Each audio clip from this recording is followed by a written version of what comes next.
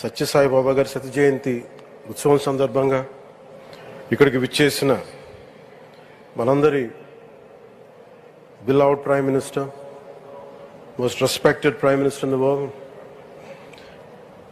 most respected leader in the global stage, Sri Narendra Modi గారికి నా హృదయపూర్వక నమస్కారాలు.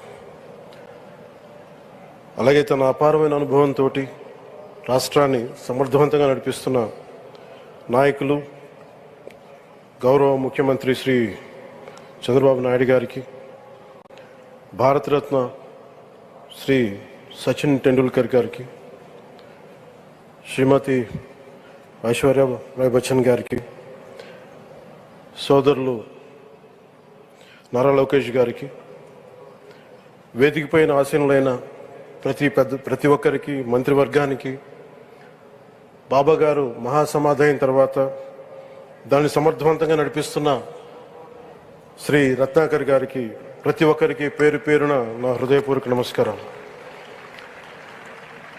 ప్రత్యేకించి ఇక్కడికి వచ్చేసిన సత్యజయంతి సందర్భంగా ఇక్కడికి వచ్చిన భక్తులందరికీ, సాయిబాబా భక్తులందరికీ మనస్ఫూర్తిగా మీ అందరికీ నా నమస్కారాలు తెలియజేస్తున్నాను.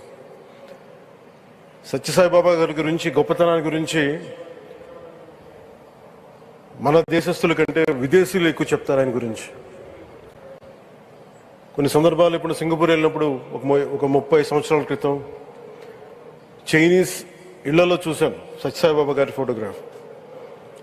అలాగే ఒక హాలీవుడ్ యాక్టర్ స్టీవెన్ సిగాల్ అని చాలా సంవత్సరాల క్రితం, క్లోజ్ టు ఒక 20 సంవత్సరాల క్రితం అనుకుంటా, చిరంజీవి గారిని ప్రత్యేకించి అడిగి, మా అన్నయ్య చిరంజీవి గారిని ప్రత్యేకించి అడిగి నేను బాబా గారిని కలవాలి అని చెప్పి ఇక్కడ బెంగళూరులో ల్యాండ్ అయినా ఇక్కడ ఫ్లైట్కి ఆయనకు వచ్చి ఆశీర్వాదాలు తీసుకుని నాకు చాలా ఆశ్చర్యం కలిగేది.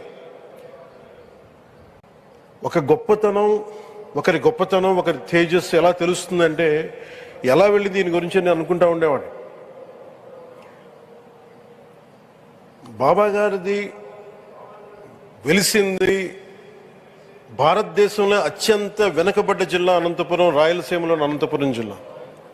ఆయన పుట్టుక కూడా అత్యంత వెనుకబడ్డ జిల్లా, నీటికి కూడా కొరత ఉండే జిల్లా,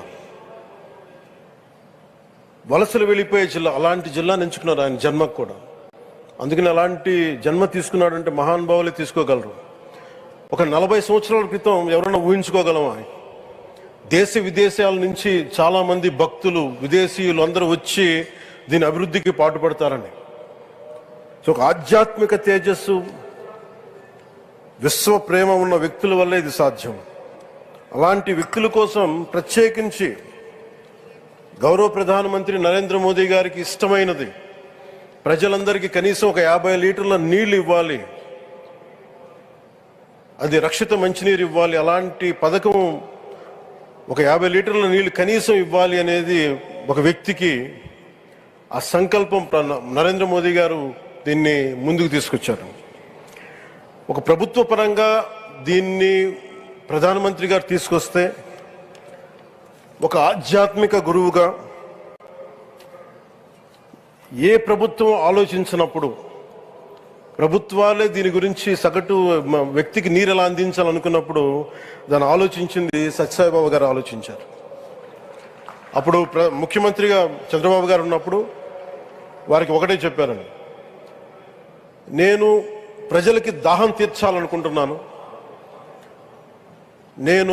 నాకు తెలిసిన భక్తులు, ఒక భక్తులు, ఒక ఆయన సింగిల్ హ్యాండెడ్గా 400 crores 400 కోట్ల రూపాయలు ఈ పథకానికి, సత్యసాయి ఈ పథకానికి ఇస్తాను, దాహం తీర్చే పథకానికి ఇస్తాను అంటే, దానికి ఆ రోజున ప్రత్యేకించి అలాంటి పర్మిషన్స్కి వీటికి కొంచెం కష్టాలు ఉన్నప్పుడు గౌరవ ముఖ్యమంత్రి నారా చంద్రబాబు నాయుడు గారు వీటికి అండగా ఉండి ఈ సత్యసాయి ఈ దాహం తీర్చే ఈ పథకానికి, అంటే మనం చెప్పాలంటే జల్ జీవన్ మిషన్ అంకురం సాయిబాబా గారు చేశారు ఇక్కడ.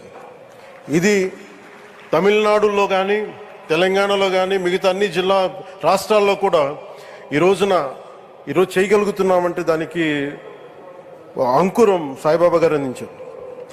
ఆయన సేవ తత్పరత ఆయనది. ఎవరెవరో ఎంతమందో ప్రభావితం చెందారో లెక్కలేదు. ఒకసారి సేవ చేసే వాళ్ళందరినీ చూస్తూ ఉంటే మా వదిన గారు చెప్పారు, ఒకసారి భోజనం తింటా ఉంటే ఎవరిని ఇంకొకసారి ఇది కొంచెం అన్నం పట్టరా అంటే మా అన్నయ్య గారు చెప్పారండి. వాళ్ళ అన్నకు ఆయన ఎవరో తెలుసు, ఆయన ఒక farmer IAS officer, senior IAS officer అని.